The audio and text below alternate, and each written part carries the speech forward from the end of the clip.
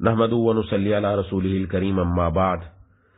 अहादीस से साबित शुदा एक अमल। मुस्लिम शरीफ में हदीस नंबर 384 में हजरत अब्दुल्ला बिन अम्र बिन आस रजी अल्लाह अन्हु से रिवायत है कि उन्होंने नबी करीम सल्लल्लाहु अलैहि वसल्लम से सुना, आप फरमा रहे थे कि जब तुम मुअज्जिन को अज़ान देते हुए सुनो और फिर उसी तरह अल्फाज कहो जैसे वो कहता है, फिर मुझ पर दुरूद भेजो, क्योंकि जो मुझ पर एक दफा दुरूद भेजता है अल्लाह तबारक व तआला उसके बदले में उस पर 10 रहमतें नाजिल फरमाते हैं।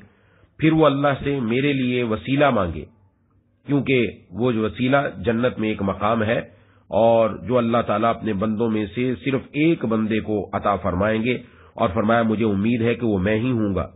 तो जो शख्स मेरे लिए ये वसीले मांगेगा, फरमाया उसके लिए मेरी शफाअत वाजिब हो गई।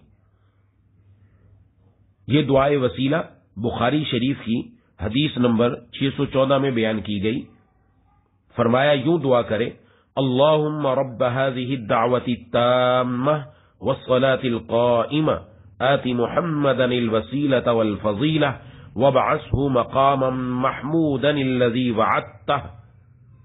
और बैहक़ी की रिवायत में है, इन्नका ला तुख़लिफ़ुल मियाद।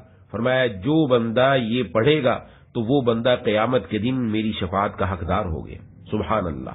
बहुत मुख्तसर अमल है, इसको करने का एहतमाम करना चाहिए। और इमाम मुल्ला अली कारी रहमतुल्लाह अलैह फरमाते हैं इस हदीस की शरह में कि इसमें इस बात की तरफ भी इशारा है कि इस बंदे का खात्मा इंशाअल्लाह ईमान पर होगा।